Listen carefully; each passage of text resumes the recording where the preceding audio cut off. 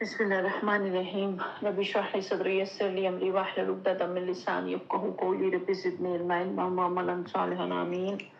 اللهم صل على محمد وعلى ال محمد كما صليت على ابراهيم وعلى ال ابراهيم انك حميد مجيد. اللهم بارك على محمد وعلى ال محمد كما باركت على ابراهيم وعلى ال ابراهيم انك حميد مجيد. اس دعا کے ساتھ آغاز کرتے ہیں کہ اللہ تعالیٰ قرآن پاک کا صحیح فہم عطا فرمائے، اس پہ عمل کی توفیق عطا فرمائے، اس کا پڑھنا پڑھانا سیکھنا سکھانا ہمارے حق میں حجت بنائے، ہمارے خلاف حجت نہ بنائے۔ آج ہمارا جو ہے وہ سیکنڈ لیول جو شروع ہوا ہے اس کی دوسری کلاس ہے، اور اس میں ہم رکوع نمبر 12 اور 13 پڑھیں گے سورہ آل عمران کا، اور آیت نمبر 110 سے جو ہے وہ آغاز ہو رہا ہے۔ ایک دفعہ اس کا پہلے ترجمہ جو ہے وہ پڑھ لیتے ہیں، اور اس کے بعد انشاءاللہ تعالیٰ اس کی تفسیر کی طرف جو ہے وہ چلتے ہیں۔ اب دنیا میں وہ بہترین گروہ تم ہو جسے انسانوں کی ہدایت و اصلاح کے لیے میدان میں لایا گیا ہے۔ تم نیکی کا حکم دیتے ہو، بدی سے منع کرتے ہو، اللہ پر ایمان رکھتے ہو۔ یہ اہل کتاب ایمان لاتے تو انہی کے حق میں بہتر تھا، اگرچہ ان میں کچھ لوگ ایماندار بھی پائے جاتے ہیں، مگر ان کے بیشتر افراد نافرمان ہیں۔ یہ تمہارا کچھ بگاڑ نہیں سکتے، زیادہ سے زیادہ بس کچھ ستا سکتے ہیں۔ اگر یہ تم سے لڑیں گے تو مقابلے میں پیٹھ دکھائیں گے، پھر ایسے بے بس ہوں گے کہ کہیں ان کو مدد نہ ملے گی۔ یہ جہاں بھی پائے گئے ان پر ذلت کی مار ہی پڑی، کہیں اللہ کے ذمہ یا انسانوں کے ذمہ میں پناہ مل گئی تو یہ اور بات ہے۔ یہ اللہ کے غضب میں گھر چکے ہیں، ان پر محتاجی اور مغلوبی مسلط کر دی گئی ہے، اور یہ سب کچھ صرف اس وجہ سے ہوا ہے کہ یہ اللہ کی آیات سے کفر کرتے رہے، انہوں نے پیغمبروں کو ناحق قتل کیا۔ یہ ان کی نافرمانیوں اور زیادتیوں کا انجام ہے۔ مگر سارے اہل کتاب یکساں نہیں ہیں، ان میں کچھ لوگ ایسے بھی ہیں جو راہ راست پر قائم ہیں، راتوں کو اللہ کی آیات پڑھتے ہیں اور اس کے آگے سجدہ ریز ہوتے ہیں، اللہ اور روز آخرت پر ایمان رکھتے ہیں، نیکی کا حکم دیتے ہیں، برائیوں سے روکتے ہیں اور بھلائی کے کاموں میں سرگرم رہتے ہیں۔ یہ صالح لوگ ہیں، اور جو نیکی بھی یہ کریں گے اس کی ناقدری نہ کی جائے گی۔ اللہ پرہیزگار لوگوں کو خوب جانتا ہے۔ رہے وہ لوگ جنہوں نے کفر کا رویہ اختیار کیا تو اللہ کے مقابلے میں ان کو ان کا مال نہ کچھ کام دے گا نہ اولاد، وہ تو آگ میں جانے والے لوگ ہیں اور آگ ہی میں ہمیشہ رہیں گے۔ جو کچھ وہ اپنی اس دنیا کی زندگی میں خرچ کر رہے ہیں اس کی مثال اس ہوا کی سی ہے جس میں پالا ہو، اور وہ ان لوگوں کی کھیتی پر چلے جنہوں نے اپنے اوپر ظلم کیا ہے، اسے برباد کر کے رکھ دے۔ اللہ نے ان پر ظلم نہیں کیا، در حقیقت یہ خود اپنے اوپر ظلم کر رہے ہیں۔ اے لوگوں جو ایمان لائے ہو، اپنی جماعت کے لوگوں کے سوا دوسروں کو اپنا رازدار نہ بناؤ۔ وہ تمہاری خرابی کے کسی موقع سے فائدہ اٹھانے سے نہیں چوکتے۔ تمہیں جس چیز سے نقصان پہنچے وہی ان کو محبوب ہے، ان کے دل کا بغض ان کے منہ سے نکلا پڑتا ہے، اور جو کچھ وہ سینوں میں چھپائے ہوئے ہیں وہ اس سے شدید تر ہے۔ ہم نے تمہیں صاف صاف ہدایات دے دی ہیں، اگر تم عقل رکھتے ہو تو ان سے تعلق قائم کرنے میں احتیاط برتو گے۔ تم ان سے محبت رکھتے ہو مگر وہ تم سے محبت نہیں رکھتے، حالانکہ تم تمام کتب آسمانی کو مانتے ہو۔ جب وہ تم سے ملتے ہیں تو کہتے ہیں ہم نے بھی تمہارے رسول اور تمہاری کتاب کو مان لیا ہے، مگر جب جدا ہوتے ہیں تو تمہارے خلاف ان کا غیظ و غضب کا یہ حال ہوتا ہے کہ اپنی انگلیاں چبانے لگتے ہیں۔ ان سے کہہ دو اپنے غصے میں آپ جل مرو، اللہ دلوں کے خال چھپے ہوئے راز تک جانتا ہے۔ تمہارا بھلا ہوتا ہے تو ان کو برا معلوم ہوتا ہے، اور تم پر کوئی مصیبت آتی ہے تو یہ خوش ہوتے ہیں، مگر ان کی کوئی تدبیر تمہارے خلاف کارگر نہیں ہو سکتی، بشرطہ کہ تم صبر سے کام لو اور اللہ سے ڈر کے کام کرتے رہو۔ جو کچھ یہ کر رہے ہیں اللہ اس پر حاوی ہے۔ یہ ان رکوعات کا جو ہے، ان آیات کا جو ہے خلاصہ ہے ہمارے سامنے، سمری ہے ہمارے سامنے۔ ان آیات میں مسلمانوں کو بہترین امت قرار دے کر ان کے اوصاف اور ذمہ داریاں بیان کی گئی ہیں۔ یہ بتایا گیا ہے کہ اصل امتیاز امر بالمعروف اور نہی عن المنکر کو ہے، اور اہل کتاب کی کوتاہیاں اور ان کے ایمان نہ لانے کے اسباب واضح کیے گئے ہیں، اور ساتھ ہی مسلمانوں کو میدان احد کے واقعات کے تناظر میں نصیحت کی گئی ہے۔ اللہ تعالیٰ نے یاد دلایا کہ فتح اور شکست سب اس کے اختیار میں ہے، لیکن نصرت صرف انہیں ملتی ہے جو ثابت قدم رہتے ہیں، جو صابر ہیں اور جو متقی ہوں۔ احد کی آزمائش کو تربیت کا ذریعہ بتایا گیا اور منافقین کے رویے پر روشنی ڈالی گئی۔ آخر میں اللہ پر توکل اور ایمان پر استقامت کی تاکید کی گئی۔ اور سب سے پہلی آیت نمبر 110 جو ہے، اس کو ہائی لائٹ کر لیجئے۔ اس کو انڈرلائن کر لیجئے، اس کو اپنے پاس نوٹ کر لیجئے۔ اللہ تعالیٰ کہہ رہے ہیں کہ اب دنیا میں وہ بہترین گروہ تم ہو جسے انسانوں کی ہدایت و اصلاح کے لیے میدان میں لایا گیا ہے۔ آپ کے ذہن میں فوراً آیا ہوگا یہ والی آیت پڑھ کے کہ یہ ہم آیت اس سے ملتی جلتی آیت سورہ بقرہ کے اندر پڑھ کے آئے ہیں 17ویں رکوع کے اندر۔ وہاں پہ بھی کہا گیا کہ تم میں ضرور ایک گروہ رہنا چاہیے جو نیکی کا حکم دے اور بد برائی سے منع کرے۔ اب یہاں پہ میری اور آپ کی تعریف کی گئی ہے۔ جتنا بڑا عہدہ اور رتبہ ہوتا ہے اتنی بڑی ذمہ داری ہوتی ہے۔ یہاں مجھے اور آپ کو خیرہ امت کا خطاب دیا گیا قرآن پاک کے اندر، پھر امت وسط کا ہم نے خطاب پیچھے پڑا، اور پھر اب آگے حزب اللہ کا خطاب بھی ہمیں ملنے والا ہے، اور قرآن میں ہم پڑھیں گے، ہمیں مل چکا ہے لیکن اب ہم آگے جو ہے وہ انشاءاللہ پڑھیں گے۔ اور یہ سارے القابات، اعزازات جتنے زیادہ ملتے چلے جاتے ہیں اتنی زیادہ ذمہ داری جو ہے وہ بڑھتی چلی جاتی ہے۔ آپ دیکھیں کہ کسی ادارے کا جو سربراہ ہوتا ہے، جو CEO ہوتا ہے، اور جو کسی ادارے میں چپراسی کے طور پہ کام کر رہا ہے یا آفس بوائے کے طور پہ کام کر رہا ہے، تو ان دونوں کا نہ رتبہ برابر ہے، نہ سیلری برابر ہے، نہ کام برابر ہے، ذمہ داری بھی برابر نہیں ہے۔ تو مجھے اور آپ کو یہاں پہ جو دیے گئے تو یہ کس لیے سارے اعزازات اور القابات، نیکی کا حکم دینا، برائی سے منع کرنا، کیونکہ اللہ پر ایمان رکھتے ہیں۔ اور ہمیں پتہ چلا سورہ بقرہ کا جو ہے مرکزی مضمون کیا تھا، امامت کی تبدیلی۔ تو یہ امامت کس سے لے کے ہمیں ملی ہے؟ بنی اسرائیل کے پاس تھی، اور پھر امت محمدیہ صلی اللہ علیہ وسلم اس کے اوپر جو ہے وہ سرفراز ہوئی۔ اب امت مسلمہ کے کندھوں کے اوپر یہ بہت بھاری جو ہے وہ ذمہ داری آ گئی ہے، یہ لقب جو ملا ہے اس کے ساتھ اب کیا کرنا ہے امت نے؟ صحیح عقیدہ، صحیح فکر، صحیح نظام، صحیح کردار، صحیح معرفت، صحیح علم، یہ وہ فریضہ ہے، یہ وہ مقام اور مقصد ہے جو ہمارے اوپر عائد ہوتا ہے، اور یہ فرض عالمگیر اور ہمہ وقت بھی ہے اور مشکل بھی ہے، اور جو ایک جماعت کے کرنے سے جو ہے وہ پورا نہیں ہوتا جب تک کہ امت کا ایک ایک فرد اس کے لیے کھڑا نہ ہو جائے۔ اور یہ نیکی کا حکم دینا، برائی سے منع کرنا جو ہے یہ اکیلے کرنے کا کام نہیں ہے، یہ اجتماعیت کے ساتھ جڑ کے ہوتا ہے۔ انفرادی طور پہ آپ اپنا نماز روزہ حج زکوٰۃ کر سکتے ہیں، لیکن امر بالمعروف اور نہی عن المنکر جو ہے اس کے لیے آپ کو اجتماعیت کے ساتھ جڑنا پڑتا ہے۔ ایک اکیلا فرد جو ہے وہ جلدی ہی شیطان کا شکار ہو جاتا ہے۔ حدیث مبارکہ میں پیانی سسر نے فرمایا کہ جس طرح بھیڑ اپنے ریوڑ سے جدا ہوتی ہے تو بھیڑیا اس کو اچک لے جاتا ہے، اسی طرح انسان کا جو بھیڑیا ہے وہ شیطان ہے، وہ تنہا ہو تو وہ اس کو اچک لے جاتا ہے۔ پھر یہ بھی فرمایا حدیث مبارکہ میں کہ اجتماعیت کے اوپر اللہ تعالیٰ کا ہاتھ ہے۔ پھر یہ بھی حدیث مبارکہ میں آتا ہے کہ اجتماعیت کی دعاؤں سے انسان بہت ساری مشکلات سے بچ جاتا ہے۔ تو یہاں ہمیں پتہ چلا کہ یہ جو میرے اور آپ کے اوپر فریضہ ہے یہ قرآن پڑھنے سے سمجھ آتی ہے، اور وہ بھی فہم سے پڑھنے سے سمجھ آتی ہے، ورنہ تو انسان ایسے ہی جو ہے وہ ڈاواڈول لگا پھرتا ہے، چلا پھرتا ہے، اس کو پتہ ہی نہیں چلتا کہ وہ کس لیے دنیا میں آیا، اس کا مقصد زندگی کیا ہے۔ تو یہ قرآن بتاتا ہے کہ خیرہ امت بنایا ہے تمہیں، امت وسط بنایا ہے، تو تمہاری بہت بڑی ذمہ داری ہے کہ تم امر بالمعروف اور نہی عن المنکر کا کام کرو، نیکی کا حکم دو اور برائی سے روکو۔ اب یہ صرف یہ نہیں ہے کہ یہ صرف دوسروں کو کہنا اور کرنا ہے، اس کا نقطہ آغاز ہماری اپنی ذات ہے، میری آپ کی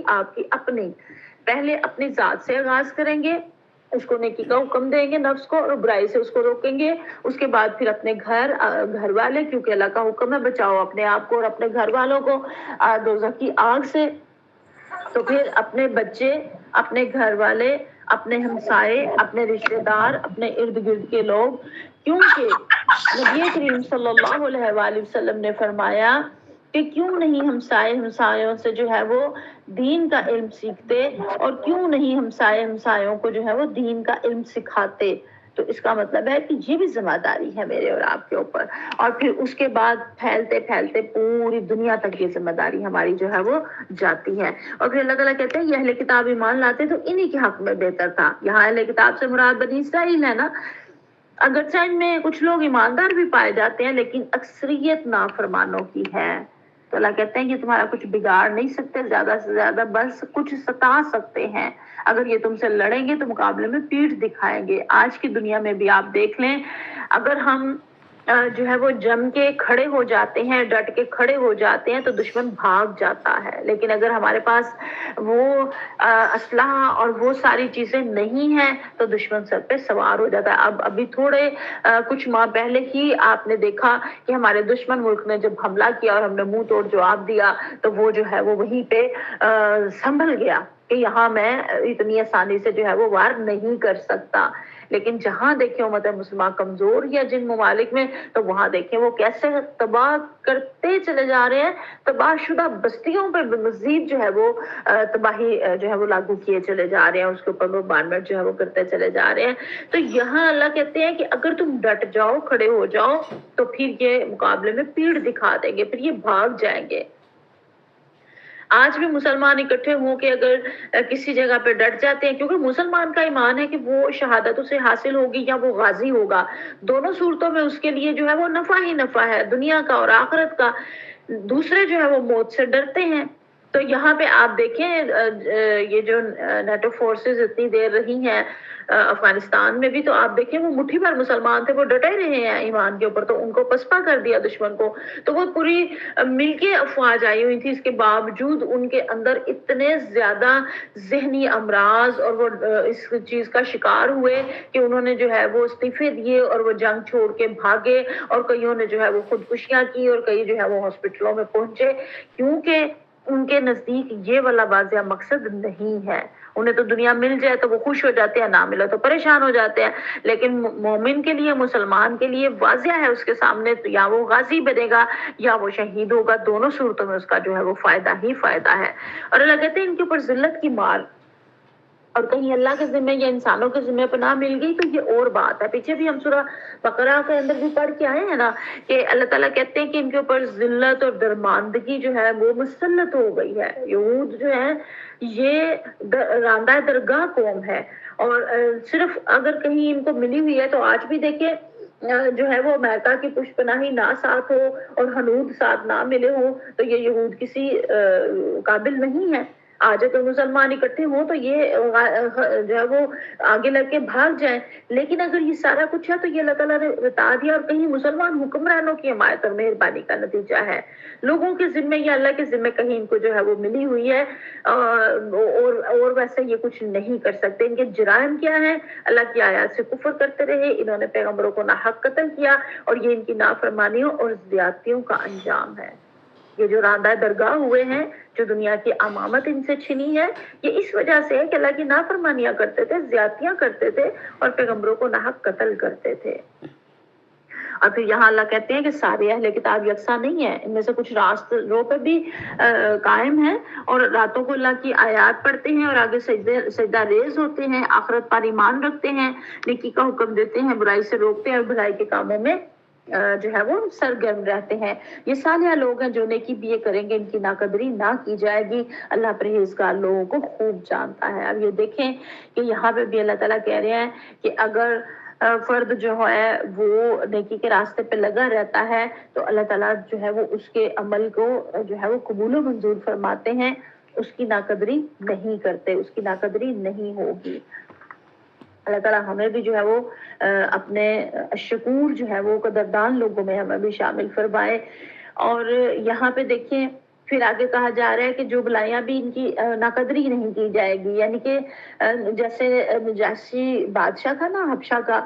اسمہا اس کا اصل نام تھا، تو وہ اہل کتاب میں سے تھا، لیکن اس نے مسلمانوں کی بھرپور حمایت کی. مسلمان ہجرت کر کے حبشہ پہنچے تو ان کے ساتھ بہترین سلوک کیا اور پھر خود بھی مسلمان ہو گیا. اور حدیث مبارکہ میں آتا ہے، صحیح بخاری کی حدیث مبارکہ، کہ جب وہ فوت ہوا تو پیارے نبی کریم صلی اللہ علیہ وسلم نے مسلمانوں کو مطلع کیا اور فرمایا کہ اپنے بھائی کی نماز جنازہ پڑھو. چنانچہ اس کی غائبانہ نماز جنازہ پڑھی گئی. کہ اچھے بھی اس کے اندر موجود تھے لیکن اکثریت جو ہے وہ انکار کرنے والوں کی تھی، یہاں پہ بتا دیا گیا.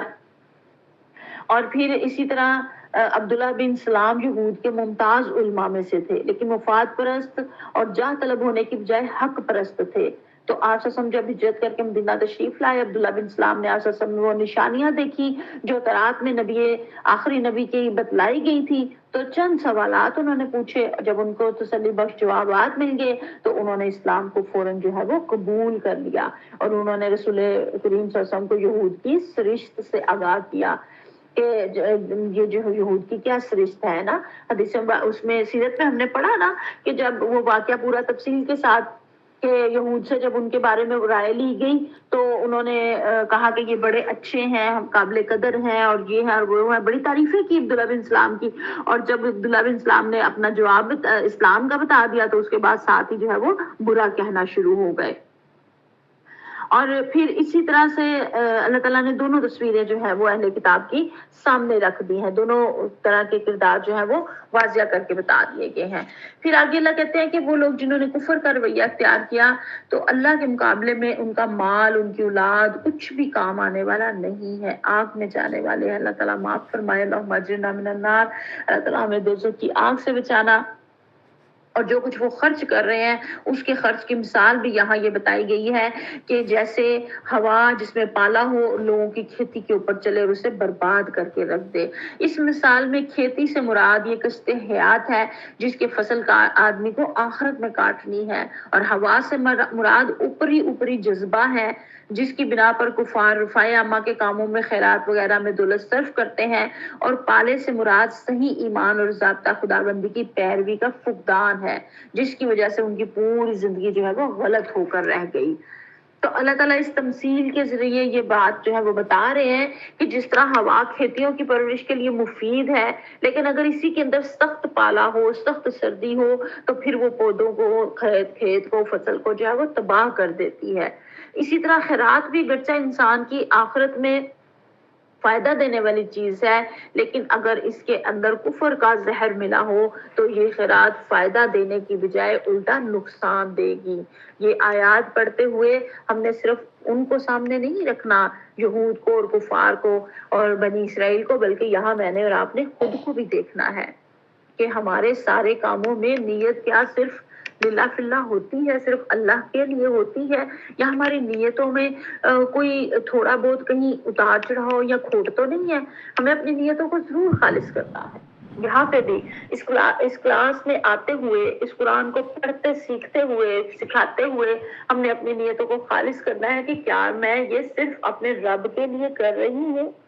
کیا یہ میں سیکھ کے اس کا پیغام آگے پہنچانے کی کوشش میں حصہ لے رہی ہوں، کیا مجھے کرنا ہے یہ کام، اور کس لیے کرنا ہے؟ کیا مجھے کسی کے کہنے پہ کرنا ہے، کسی ناظمہ کے کہنے کے اوپر، کسی تنظیم کے کہنے کے اوپر، یا میرا فرض ہے، میرے رب نے میرے اوپر عائد کر دیا، مجھے خیر امت کہہ دیا اور مجھے ادا کرنا ہی کرنا ہے؟ ان سوالوں کے جوابات میں نے اور آپ نے خود سے لینے ہیں۔ جتنے زیادہ اچھے جوابات ہم اپنے آپ سے لے لیں گے اتنے زیادہ ہم اپنے راستے اور منزل کے بارے میں کلیئر ہو جائیں گے، ہمیں پتہ چل جائے گا کہ جنت ہمارا گول ہے اور ہمیں اس کو کس طریقے سے حاصل کرنا ہے۔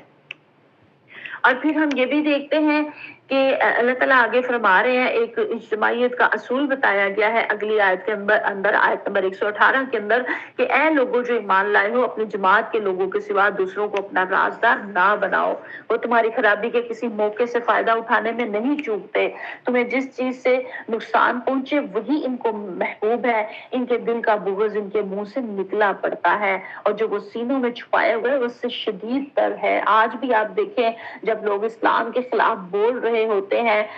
قربانی کے اوپر بول رہے ہوتے ہیں،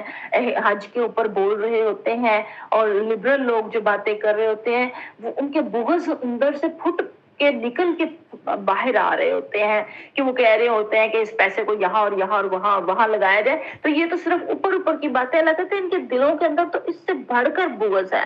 اتنا زیادہ ہے کہ تم جو ہے وہ اس کا اندازہ ہی نہیں کر سکتے، بلکہ ان کے غیظ غضب کا حال تو یہ ہے کہ اپنی غصے میں انگلیاں چبانے لگتے ہیں۔ ان سے کہہ دو اپنے غصے میں آپ چل مرو، اللہ دلوں کے چھپے ہوئے راز تک جانتا ہے۔ اللہ تعالیٰ نے کھول کے مجھے اور آپ کو ایک ایک بات بتا دی، اب میرے اور آپ کے لیے مزید اور کیا چیز جو ہے وہ سمجھانے کے لیے آئے گی. اب اللہ کا کلام تو آ گیا, اب اس کو یوں سمجھے کہ اللہ مجھ سے ڈائریکٹ سیدھا خود ہم کلام ہے, کیونکہ یہ اللہ کا کلام ہے, اللہ تعالیٰ بات کر رہے ہیں نا. اور نبی کریم صلی اللہ علیہ وسلم کے ذریعے سے حضرت جبرائیل علیہ السلام لے کے آئے اور نبی کریم صلی اللہ علیہ وسلم کے ذریعے سے میرے رات تک پہنچا. تو اس کو یوں پڑھیں, اس کو یوں سمجھیں کہ رب کہہ رہا ہے مجھے اور آپ کو, اور اللہ کہتے ہیں تم ان سے محبت رکھتے ہو مگر وہ تم سے محبت نہیں رکھتے, حالانکہ تم تمام کتب آسمانی کو مانتے ہو. جب وہ تم سے ملتے ہیں تو کہتے ہیں ہم نے بھی تمہارے رسول کو, تمہاری کتاب کو مان لیا, مگر جب جدا ہوتے ہیں تو تمہارے خلاف جو ہے وہ ان کا غصہ جو ہے وہ دیکھنے والا ہے. اور ہم نے یہ بھی دیکھا کہ اہل کتاب کی دشمنی کی ایک تصویر وہ کیا تھی کہ خیبر کی فتح کے بعد سلام بن مشک کی بیوی زینب بنت حارث نے پیارے صلی اللہ علیہ وسلم کے پاس بنی بکری کا ایک ہدیہ پوچھا, اور اس نے پوچھا تھا اسپیشل, اس نے ریسرچ کی تھی ساری, ایک سے پوچھا تھا کہ پیارے صلی اللہ علیہ وسلم کو گوشت کا کون سا حصہ زیادہ پسند ہے, تو پتا چلا کہ دستی پسند ہے. تو اس نے ساری بکری میں گوشت ملایا, لیکن دستی میں اس نے بہت زیادہ زہر ملا دیا, گوشت میں زہر ملا دیا, اور ساری بکری میں ملایا زہر, اور دستی میں خاص طور پہ زیادہ جو ہے ملا دیا. تو آپ سے سب نے دستی اٹھا کر ایک ٹکڑا چبایا, لیکن نگلنے کی بجائے تھوک دیا اور کہا مجھے یہ دستی بتا رہی ہے کہ اس میں زہر ملا ہوا ہے. اور جب اس کو بلایا اور اس سے پوچھا تو اس نے اقرار کر لیا. تو پیغمبر نے پوچھا تم نے ایسا کیوں کیا؟ تو اس نے کہا میں نے سوچا اگر یہ بادشاہ ہے تو ہمیں اس سے نجات مل جائے گی, اور اگر نبی ہے تو اسے خبر دے دی جائے گی. اس پر آپ نے اسے معاف کر دیا. اور لیکن یہ جو ایک لقمہ کھا لیا تھا ایک صحابی نے, بشر بن برا نے, تو وہ جو ہے ان کی موت واقعہ ہو گئی تھی. اور لیکن پیارے نبی کریم صلی اللہ علیہ وسلم کو ہمیں سیرت میں پڑھا کہ آخری عمر کے حصے میں اس چیز کی وجہ سے بہت تکلیف رہی, جو وہ زہر کا تھوڑا سا بھی اندر جو ہے وہ اثر چلا گیا تھا. اور پھر ایک دفعہ امیر المومنین حضرت عمر فاروق رضی اللہ تعالیٰ عنہ کے پاس سے کسی صحابی نے ایک اہل کتاب کی سفارش کی کہ یہ فن کتابت اور حساب کا ماہر ہے, آپ اسے اپنا منشی اور کاتب رکھ لیں. امیر المومنین نے فرمایا میں اسے مسلمانوں کا رازدار نہیں بنا سکتا, اور پھر اس آیت کا حوالہ دیا کہ کیا تجھے معلوم نہیں ہے کہ اللہ تعالیٰ نے ہمیں اس چیز سے منع کیا ہے. اور آج ہم دیکھیں ہم جو ہے وہ یہود اور حنود کے اوپر زیادہ اعتبار کرتے ہیں بجائے اپنے مسلمانوں کے اوپر اعتبار کرنے میں. ہم کہتے ہیں کہ وہ ہمیں زیادہ ہمارے ساتھ وفادارانہ چلتے ہیں, اور ایسے اور ایسے اور یہ اور خوبیوں کی تعریفیں کرتے ہوئے نہیں تھکتے ان کی, کہ ان میں یہ خوبیاں ہیں, ان میں یہ خوبیاں ہیں, ان میں یہ خوبیاں ہیں. جبکہ یہاں پہ ہمیں بتایا گیا کہ ان کے اندر دشمنی اور بغض بہت زیادہ ہے. آپ دیکھیں مسلمانوں کے ساتھ ڈاکٹر عافیہ صدیقی کا کیا قصور ہے, اس نے کیا دہشت گردی کی ہے, کیا اس نے کسی ملک کے اوپر بمبارمنٹ کر دی ہے, وہاں کے لوگوں کو بے گھر کر دیا ہے, وہاں کے بچوں کو کھانے پینے کے لیے کوئی اشیاء نہیں مل رہی, وہاں کے ہاسپٹل تباہ کر دیے ہیں. کیا دہشت گردی کی ہے اس نے؟ کوئی دہشت گردی نہیں کی, اپنے ملک کے لیے ہی کچھ بہتر سوچنے کے لیے وہ جا رہی تھی, اور اس کو کتنے سالوں کی اس کو سزا دی ہوئی ہے, اور اس کی رہائی کا کوئی انتظام نہیں بن رہا, اور جو اپنے مسلمان حکمران ہیں وہ بھی اس کے اوپر بالکل خاموش ہیں. اور یہ آپ دیکھیں کہ ان سے برداشت ہی نہیں ہوتا کہ مسلمانوں میں سے کوئی اٹھے. اور یہ ایک نام میں نے لیا نا, آپ لسٹ اٹھا کے دیکھیں, عرفہ کریم کو دیکھ لیں آپ, بہت سارے ایسے جو بھی کوئی اپنے ملک کی تعلیم و ترقی میں حصہ ڈالنے کے لیے مسلمانوں میں سے اٹھتا ہے تو اس کے ساتھ وہ اس کے پیچھے لگ جاتا ہے, اس کا کیا برا سلوک اور برا حال اس کا کیا جاتا ہے. کہیں ڈائریکٹ خود کر لیتے ہیں, اور کہیں جہاں حکومتوں میں ان کو پٹھو بیٹھے ہوتے ہیں ان کے ذریعے سے کروا لیتے ہیں. ڈاکٹر عبدالقدیر کے ساتھ کیا سلوک کیا یہ بھی آپ کے ساتھ جو ہے وہ سامنے ہے. بہت ساری مثالیں آپ کے جو ہے وہ سامنے ہیں کہ ہاں اللہ تعالیٰ کی آیات, اللہ جو فرما رہا ہے سچ فرما رہا ہے. اور اللہ کے یہاں پہ یہ آیت ہے ان اللہ علیم بذات الصدور, اللہ دلوں کے چھپے ہوئے راز تک جانتا ہے. میں اور آپ نہیں نہ جانتے دلوں کے راز, لیکن رب تو جانتا ہے نا. اللہ کہتے ہیں تمہارا بھلا ہوتا ہے تو ان کو برا معلوم ہوتا ہے, اور تم پر کوئی مصیبت آتی ہے تو یہ خوش ہوتے ہیں,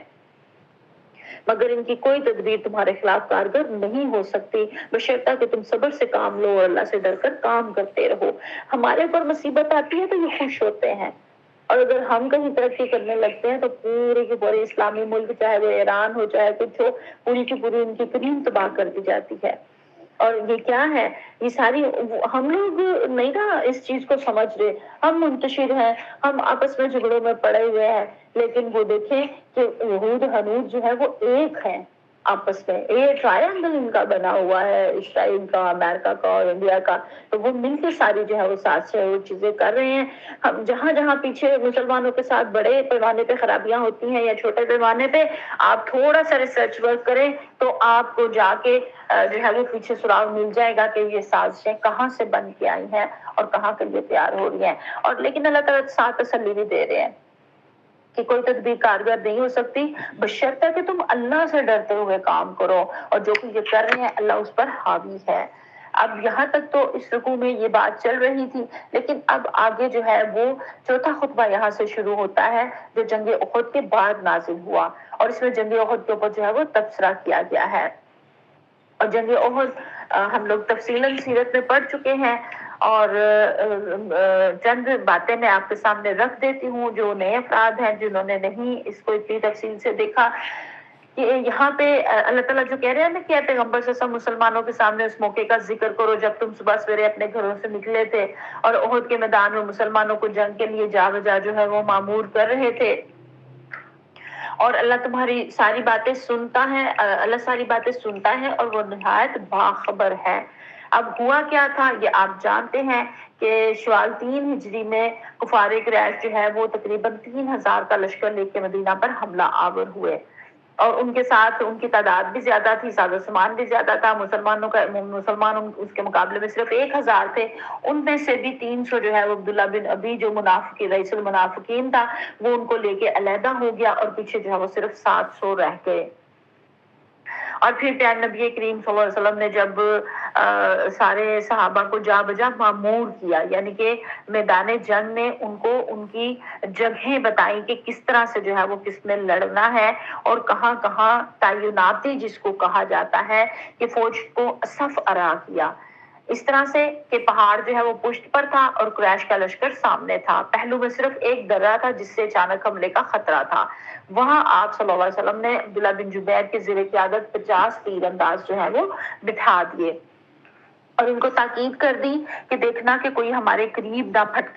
پھٹکنے پائے، کسی حال میں یہاں سے نہ ہٹنا، اگر تم دیکھو کہ ہماری بوٹیاں پرندے نوچے لیے جاتے ہیں تب بھی تم اپنی جگہ سے نہ ٹلنا، اتنی سختی کے ساتھ تاکید کی تھی۔ اور ابتدا میں جب جنگ ہوئی تو مسلمانوں کا پلہ بھاری تھا، تو ان کو لگا کہ شاید فتح ہو گئی ہے، سارے مال سمیٹ رہے ہیں، تو انہوں نے بھی اپنی جگہ چھوڑ دی، لیکن جو عبداللہ بن جبیر جو کمانڈر تھے وہ نہیں اپنی جگہ سے ہلے، اور ان کے ساتھ 6-7 اور صحابہ کھڑے رہے، ڈٹے رہے، لیکن زیادہ تر وہاں سے 50 کا دستہ تھا، باقی سارے ہل گئے وہاں سے، اور مالک غنیمت انہیں لگا کہ فتح ہو گئی ہے، شاید جان بوجھ کے نہیں انہوں نے نافرمانی کی، انہیں لگا کہ فتح ہو گئی ہے، اور وہ اس میں لیکن حکم بھول گئے پیارے نبی کریم صلی اللہ علیہ وسلم کا، اور پھر اس قدر زیادہ نقصان ہوا کہ خالد بن ولید اس وقت مسلمان نہیں ہوئے تھے، انہوں نے پیچھے سے پلٹ کے آ کے حملہ کیا، تو ایک دم مسلمان سارے پراگندہ حال ہو کے بھاگے، کیونکہ آگے بھی دشمن اور پیچھے بھی دشمن ایک دم سے، اور درمیان میں یہ پس گئے، اور پھر پیارے سے بھی آپ جانتے ہیں کہ اس میں بہت زیادہ زخمی ہوئے، دندان مبارک بھی شہید ہوئے، بہت زیادہ خون بہا، بہت چوٹیں لگی، اور جو ہے صرف یہ نقصان سارا کس وجہ سے ہوا کہ پیارے وسلم کے حکم کو، ان کی بات کو جو ہے وہ بھلا دیا گیا، پس پش ڈال دیا گیا۔ تو آج میں اور آپ دیکھیں، میں اور آپ کتنے سارے واقعات ایسے ہیں زندگی میں، کتنے سارے حالات جو ہمارے شادی بیاہ جینا مرنا، بہت سارے معاملات ایسے ہیں جس میں ہم اللہ اور اللہ کے رسول کی بات کو پس پش ڈال دیتے ہیں اور اپنے رسم و رواج کے مطابق چلتے ہیں اور اپنے من کی مرضی کرتے ہیں اور اپنے ارد گرد کے لوگوں کی مرضی کرتے ہیں۔ نتیجہ کیا ہوتا ہے؟ ہمیں بھی پھر شکست سے دو چار ہونا پڑتا ہے، اور ہمیں سمجھ نہیں آتی، ہمیں پتہ نہیں چلتا یہ پریشانیاں کہاں سے آئیں اور یہ مشکلات کہاں سے آئیں اور یہ آزمائشیں کہاں سے آ گئی، تو یہ پیچھے وجہ کہیں نہ کہیں یہ ہوتی ہے۔ پھر اللہ کہہ رہے ہیں یاد کرو جب تم میں سے 2 گروہ بزدلی دکھانے پر آمادہ ہو گئے تھے، حالانکہ اللہ ان کی مدد پر موجود تھا، اور مومنوں کو اللہ ہی پر بھروسہ کرنا چاہیے۔ یہ 2 گروہ جن کی طرف اشارہ کیا یہ بنو سلمہ اور بنو حارثہ تھے، جن کی ہمتیں عبداللہ بن ابی اور اس کے ساتھیوں کی واپسی کے بعد پست ہو گئی تھی، لیکن باقی صحابہ کرام نے ان کو سمجھایا بجایا تو پھر وہ جو ہے وہ کھڑے ہو گئے وہاں پہ۔ اور پھر یاد کرو جب تم مومنوں سے کہہ رہے تھے کہ کیا تمہارے لیے یہ کافی نہیں ہے کہ اللہ 3000 فرشتے اتار کر تمہاری مدد کرے، بے شک اگر تم صبر کرو اور خدا سے ڈرتے ہوئے کام کرو تو جس آن دشمن تم پر چڑھائیں گے اسی آن تمہارا رب 3,000 نہیں 5,000 صاحب نشان فرشتوں سے تمہاری مدد کرے گا۔ یہ بات اللہ نے تمہیں اس لیے بتا دی کہ تم خوش ہو جاؤ اور تمہارے دل مطمئن ہو جائے، اور فتح و نصرت جو کچھ بھی ہے سب اللہ ہی کی طرف سے ہے، اور وہ بڑی قوت والا دانا اور بینا ہے۔ اب یہاں دیکھیں کہ اللہ تعالیٰ نے جب مسلمانوں نے دیکھا کہ وہ زیادہ ہیں تعداد میں اور ہم کم ہیں تو حوصلے پست ہونے لگے، تو اللہ تعالیٰ نے ساتھ کی اپنی غیبی مدد کا بھی یہاں پہ جو ہے وہ کہہ دیا۔ اور فرشتوں کا نزول آپ پہلے بدر میں بھی پڑھ چکے کہ فرشتوں کا نزول ایسے نہیں ہوتا، فرشتوں کا نزول تب ہوتا ہے جب انسان اپنا تن من دھن سب کچھ لا کے اللہ کے آگے پیش کر دیتا ہے، تو پھر اس کے اوپر جو ہے وہ اللہ کی مدد آتی ہے۔ اور آخری جو آیت ہے، اے پیغمبر صلی اللہ علیہ وسلم فیصلے کے اختیارات میں تمہارا کوئی حصہ نہیں، اللہ کو اختیار ہے چاہے انہیں معاف کرے چاہے سزا دے، کیونکہ وہ ظالم ہے۔ زمین و آسمان میں جو کچھ ہے اس کا مالک اللہ ہے، جس کو چاہے بخش دے اور جس کو چاہے عذاب دے، وہ معاف کرنے والا اور رحیم ہے۔ اب پیارے نبی کریم صلی اللہ علیہ وسلم جب زخمی ہوئے تو آپ صلی اللہ علیہ وسلم کے منہ سے کفار کے لیے بد دعا نکلی۔ آپ نے فرمایا کہ قوم کیسے فلاح پا سکتی ہے جو اپنے نبی کو زخمی کرے، تو اس بات کے جواب میں یہ والی آیت نازل ہوئی کہ اللہ کہتے ہیں کہ جس کو اللہ چاہے اس کو معاف فرما سکتا ہے اور جس کو چاہے سزا دے سکتا ہے۔ اب آپ دیکھیں کہ سارے کے سارے اختیارات جو ہیں وہ اللہ رب العالمین کے پاس ہیں۔ ہم دیکھ لیتے ہیں کہ اہم نکات جو تھے ہمارے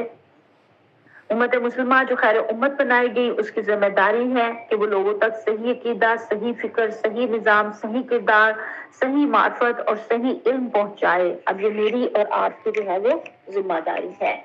اور پھر ظاہر ہے صحیح عقیدہ، صحیح فکر اور صحیح علم تبھی پہنچا پائیں گے نا جب خود اس پہ عمل درآمد کر رہے ہوں گے، تو اس کے لیے پھر ہمیں خود اپنی بھی تیاری کرنی ہے اور ساتھ ساتھ جو ہے وہ آگے پیغام کو بھی پہنچانا ہے۔ پھر یہاں پہ اہم نکات میں ایمان اور عمل کے بغیر جنت نہیں خریدی جا سکتی، ایمان عمل کامیابی کی بنیاد ہے۔ اور پھر اللہ تعالیٰ نے بتایا کہ کفار کو دنیا میں کچھ وقتی کامیابی مل سکتی ہے لیکن آخرت میں ان کے لیے سخت عذاب ہے۔ اور سب سے اہم جو بات اللہ نے کہی کہ مسلمانوں کو دشمن سے گھبرانے کی بجائے صبر اور تقوی اپنانے کی جو ہے وہ ہدایت ہے، اور اصل راز کامیابی کا اسی کے اندر ہے کہ انسان جو ہے وہ صبر بھی کرے، تقوی بھی اختیار کرے، اللہ پر توکل بھی کرے اور دین کے کاموں کو اپنے ہاتھوں سے انجام دیتا بھی رہے۔ اور پھر کچھ کرنے کے کام ہے، ٹو ڈو لسٹ ہے اس کے اندر، جو ان آیات سے ہمیں پتہ چلا ہے، ان آیات میں سے ہم نے اخذ کیا ہے کہ اپنے اندر عمل بالمعروف اور نہی عن المنکر کی عملی روح میں نے اور آپ نے پیدا کرنی ہے، اور پھر استقامت اور توکل کے ہتھیار کو ساتھ لے کے چلنا ہے، اور مشکل حالات کو اللہ کی آزمائش سمجھ کر صبر اور ثابت قدمی کو اختیار کرنا ہے۔ یہ جملے کہنے میں بڑے آسان ہے، جب کرنے لگے تو پھر پتہ چلتا ہے۔ تو اس لیے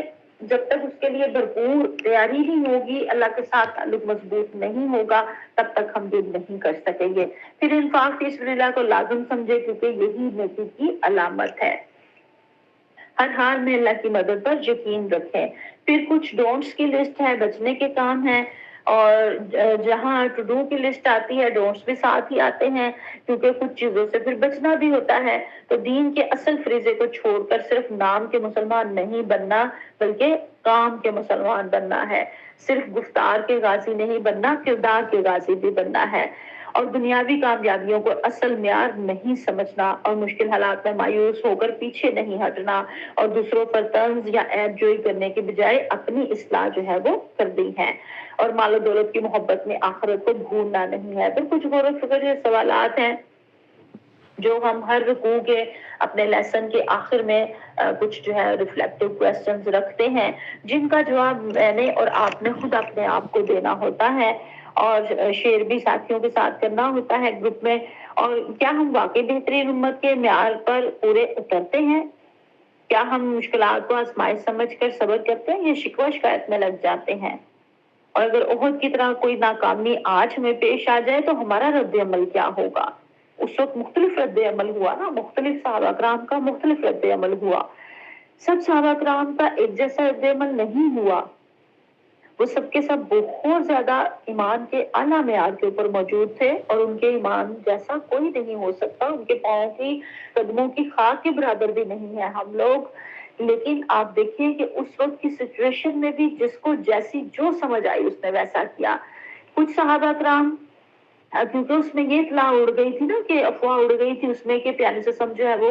شہید ہو گیا ہے، تو کچھ صحابہ کرام دل توڑ کے، دل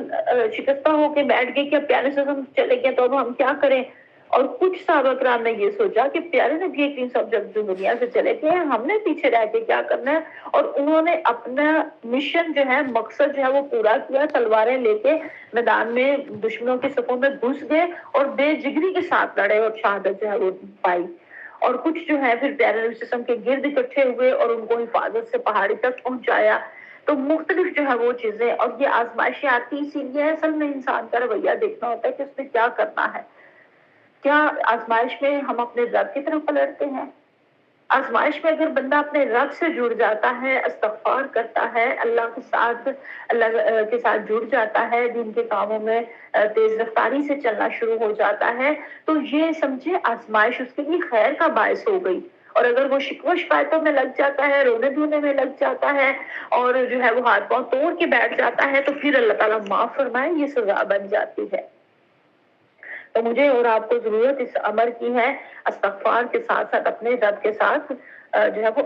انداز میں جڑنے کی. اور پھر کیا واقعی اللہ کی مدد ہم اپنی زندگیوں میں محسوس کرتے ہیں؟ اس سوال کا جواب تو آپ سب نے لازماً دینا ہے، گروپ میں فوری لکھنا ہے آپ نے کہ کیا واقعی اللہ کی مدد کو اپنی زندگی میں محسوس کرتے ہیں. اچھا، آپ نے جس موقع پہ محسوس کیا وہ والا موقع، وہ والا واقعہ درج کر دیجئے. اور جو ہے یہ اہم بات ہے کہ کیا ہم اپنی نوجوان نسل کو قرآن کے ان پیغامات سے جوڑ رہے ہیں. جبکہ سوال میں لکھ رہی تھی تو میں ساتھ ساتھ سوچ رہی تھی میں کیا کر رہی ہوں، میں کیسے جوڑ رہی ہوں، میں کوشش کر رہی ہوں، مجھے اب مزید کیسی بہتری کی کوشش کرنی چاہیے. ایک سوال سے بہت سارے سوالات، جب ایک سوال کا جواب خود سے لینے لگتے ہیں نا، تو ایک جواب میں مزید آگے کتنے سوالات ہمارے دل میں اٹھتے ہیں کہ کیا یہ اور یہ ہم کر رہے ہیں. اور پھر کیا ہم نے کبھی خود سے یہ سوال کیا کہ ہماری کمزوریاں امت کی مجموعی حالت پر کس طرح اثر انداز ہو رہی ہیں. یہ بہت اہم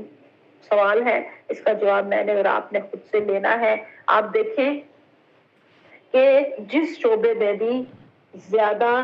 بہترین لوگ چلے جاتے ہیں، ذہین لوگ چلے جاتے ہیں، محنتی لوگ چلے جاتے ہیں، وہ شعبہ ترقی کر لیتا ہے. اور اپنے آپ کو دیکھیں، ہم جس شعبے میں زیادہ کام کرتے ہیں وہ شعبہ بھی ترقی کر جاتا ہے. گھر کا شعبہ ہے، گھر کو زیادہ وقت دیتے ہیں تو گھر سنور سج جاتے ہیں. بچوں کے اوپر زیادہ توجہ دیتے ہیں تو بچوں کی پڑھائیاں سنور جاتی ہیں. گھر بنانا ہو اس پہ توجہ دیتے ہیں تو گھر بن جاتے ہیں. جس گول پہ میں اور آپ توجہ دیتے ہیں وہ سنور جاتا ہے، اور جس پہ نہیں توجہ دیتے وہ کمزور رہ جاتا ہے. تو اب آپ دیکھیں اس وقت دین کا پہلو جو ہے وہ کمزوری کا شکار ہے، دنیا کا پہلو سٹرونگ ہو گیا ہے. ہم سب کے پاس دنیا کی آسائشیں موجود ہیں، اتنے گیجٹس موجود ہیں،